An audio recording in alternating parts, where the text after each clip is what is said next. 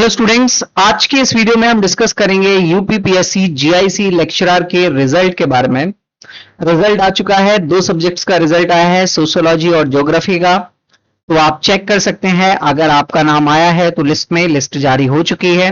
बहुत सारे स्टूडेंट्स बहुत दिनों से वेट कर रहे थे कि सर रिजल्ट कब आएगा जीआईसी का। तो देखिए, जीआईसी का रिजल्ट जो है, मैंने कहा था कि आपको 20 से 25 जुलाई के बीच में आना स्टार्ट हो जाएंगे। जीडीसी वाले बच्चे जो इंतजार कर रहे हैं उनका भी रिजल्ट जल्दी ही आएगा।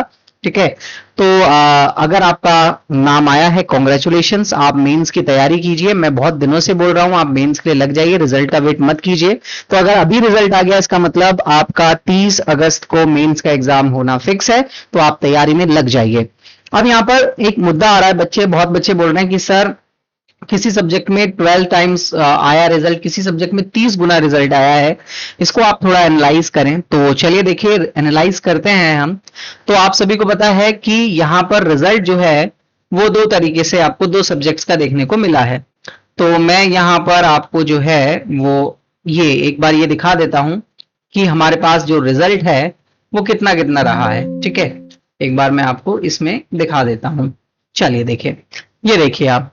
तो इस यहां पर अगर आप देखें तो रिजल्ट आ चुका है, और कितना देखिए, समाजशास्त्र के बारे में, और कितने बच्चों ने फॉर्म भरा था, लगभग 31,116 बच्चों ने फॉर्म भरा था, और आपके पास 9,430 स्टूडेंट्स जो हैं वो प्रेजेंट थे एग्जाम के टाइम पर। तो इतने बच्चों का प्रेजेंट थे उस समय। ठीक है, इतने बच्चों का आप जो है, इतने बच्चों को देख सकते हैं कि ये प्रेजेंट थे एग्जाम पे।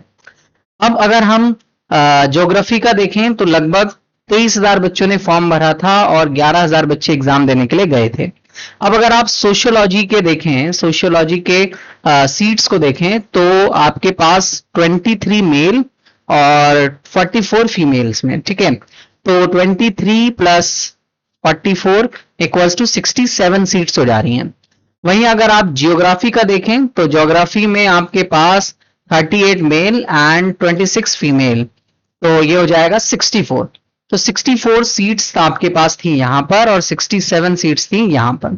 अब कितने नंबर ऑफ स्टूडेंट्स को यहां पर बुलाया गया है, ये बहुत बड़ा मैटर है यहां पर। ठीक है, तो अगर आप देखें तो समाजशास्त्र यानी सोशियोलॉजी में 806 स्टूडेंट्स को बुलाया गया है, और 927 स्टूडेंट्स को बुलाया गया है भूगोल यानी कि ज्योग्राफी में। ठीक है, तो ये नंबर्स अगर आप याद रखें, तो अगर मैं यहां से थोड़ी कैलकुलेशन आपको बताऊं, तो 806 स्टूडेंट्स को बुलाया गया है सोशियोलॉजी में। ठीक है, ऐसे लिख दे रहा हूं मैं शॉर्ट में, और 67 सीट्स थी। तो अगर आप इसको डिवाइड करोगे तो लगभग 12 गुना आ रहा है, लगभग 12 गुना। और अगर ज्योग्राफी का अगर आप देखोगे तो 927 स्टूडेंट्स को क्वालिफाई किया गया। एक बार और कंफर्म कर लेता हूं जिससे गलत आंकड़े ना दूं मैं। हाँ बिल्कुल, 927 और 64 सीट्स थी।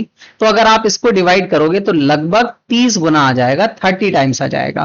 तो ऐसा क्यों है कि सोशियोलॉजी में 12 गुना बच्चों को जो है वो पास किया गया, और वहीं जो है ज्योग्राफी में 30 गुना बच्चों को लिया गया? ये तो बहुत बड़ा डिस्क्रिमिनेशन है। अगर आप नोटिफिकेशन में देखें तो नोटिफिकेशन में साफ साफ लिखा हुआ था कि 15 गुना 15 टाइम स्टूडेंट्स को बुलाया जाएगा। तो फिर ऐसा क्यों करा कमीशन ने? तो इसके पीछे का मैं अगर आपको बताऊं, इसके पीछे का एक ही कारण हो सकता है। ठीक है, और वो रीजन होगा कि शायद आपका जो है यहाँ पर बहुत सारे ऐसे स्टूडेंट हों जो मिनिमम कट ऑफ है 40% वाली, शायद उसको ही पार ना कर पाए हों। ठीक है, रुक जाइए, मैं एक बार प्रेजेंट करता हूं स्लाइड। हाँ ठीक है, और वो पार ही ना कर पाए हों, उसके वजह से ये ऐसा हुआ हो, क्योंकि 15 टाइम्स तो लिखा था नोटिफिकेशन में कि 15 गुना लोगों को बुलाया जाएगा। अब अगर हम सोशियोलॉजी की बात करें, और देखिए एक और ऐसा भी मैटर होता है, जैसे मान लेते हैं लास्ट 65 मान लेते हैं 80 मार्क्स वाले बच्चे को लास्ट लिया गया, मैं ऐसी मार्क्स में ले रहा हूं, है ना। 80 मार्क्स वाले बच्चे को लिया गया, या क्वेश्चंस में बात करें तो 60 क्वेश्चन वाले को लिया गया। चलो क्वेश्चंस में बात कर लेते हैं, मार्क्स में नहीं कर रहे। 60 क्वेश्चन वाले को लास्ट सेलेक्ट किया गया है।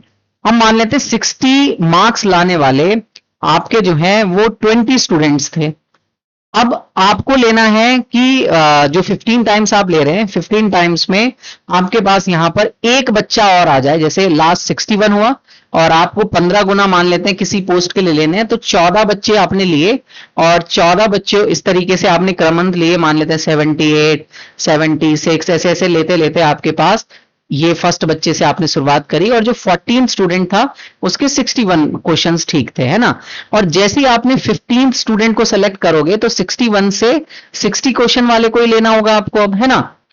अब 60 क्वेश्चन वाले को ही लेना पड़ेगा, बट 15 बच्चों को लेना है आपको, तो 16 वाले को ले लिया, लेकिन 60 क्वेश्चन सही करने वाले 20 स्टूडेंट्स हैं।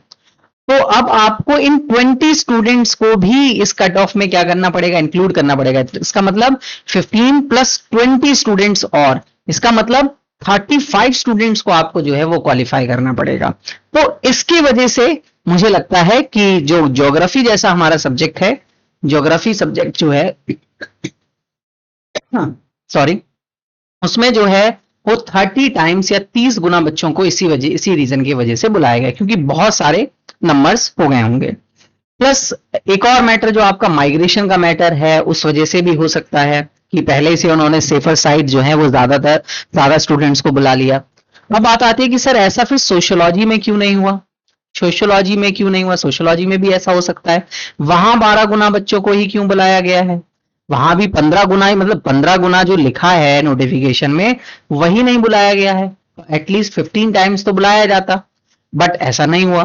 तो ऐसा हो सकता है कि 12 गुना कैंडिडेट्स उन्हें ऐसे मिले जो मिनिमम कट ऑफ, जो आपकी 40% वाली मिनिमम कट ऑफ है, उस मिनिमम कट ऑफ को क्वालिफाई कर रहे हो। ये मिनिमम कट ऑफ है यूआर अनरिजर्व के लिए, और 35% कट ऑफ है आपके रिजर्व कैटेगरी के लिए।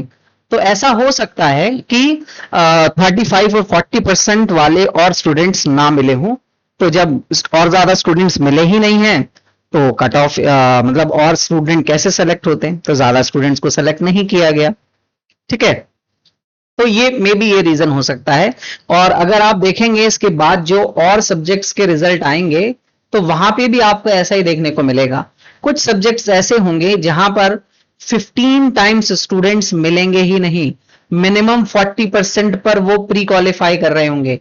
प्री क्वालिफाई आपका जो है वो मिनिमम 40% पे ही हो रहा होगा, ठीक है। और तब भी 15 टाइम्स स्टूडेंट्स होंगे ही नहीं, ठीक है। और कुछ ऐसे होंगे जहां पर इस तरीके की सिचुएशन आएगी 30 टाइम्स हो सकता है। क्लियर है।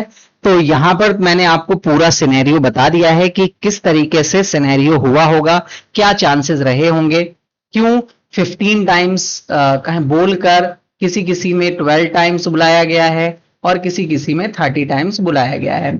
अब आपके और सब्जेक्ट्स के रिजल्ट जिनके जिनके अभी नहीं आए हैं, तो 20 जुलाई से मैंने बोला था रिजल्ट आना स्टार्ट होंगे, और 25 जुलाई तक आपको ये रिजल्ट्स देखने को मिलेंगे। यानी इस पूरे वीक में रिजल्ट सारे सब्जेक्ट्स के जारी कर देंगे। लगभग आई थिंक 14 या 15 सब्जेक्ट्स थे, आई थिंक, जहां तक मुझे याद आ रहा है। तो उन सभी सब्जेक्ट्स के आपका रिजल्ट जो है, नहीं ज्यादा सब्जेक्ट्स थे, है ना। तो इन सभी सब्जेक्ट्स के जो है वो आपको रिजल्ट जल्दी ही देखने को मिलेंगे। देखते हैं, कल ट्यूसडे है, कल कौन से सब्जेक्ट का रिजल्ट जो है वो आता है, ठीक है। फिर इस तरीके से वेडनेसडे, मतलब डेली आपको रिजल्ट्स के अपडेट देखने को मिलेंगे अब, ठीक है स्टूडेंट्स। होपफुली आपको इन्फॉर्मेशन इंफॉर्मेटिव लगी हो, आपको समझ में आया हो कि ऐसा क्यों है। तो जो भी स्टूडेंट 60 के आसपास है ना, वो तैयारी करना स्टार्ट कर दीजिए। 60 क्वेश्चंस जिनके ठीक हैं, है ना, वो मेंस की तैयारी करना स्टार्ट कर दीजिए, क्योंकि इससे ज्यादा कट ऑफ नहीं जाने वाली। इन सब्जेक्ट्स में भी इससे ज्यादा कट ऑफ नहीं गई है। मुझे जहां तक पता चल रहा है 60-65 के आसपास, इससे ज्यादा कट ऑफ नहीं गई है। तो बाकी हम नेक्स्ट वीडियो में मिलते हैं। Thank you for watching this video. बाकी अगर आपका कोई भी क्वेश्चन रहता है तो आप मुझे कमेंट करके पूछ सकते हैं।